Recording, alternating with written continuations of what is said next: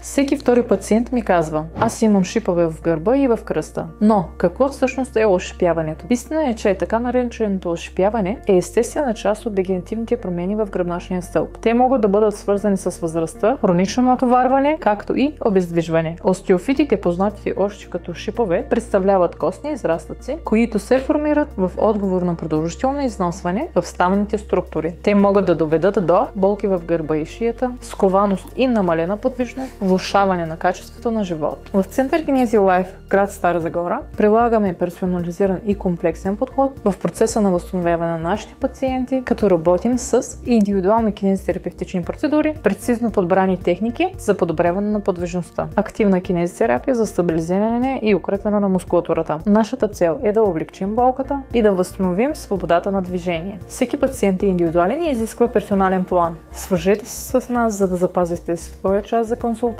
на посочения телефон. Защото здравето е движение, а движението е живот.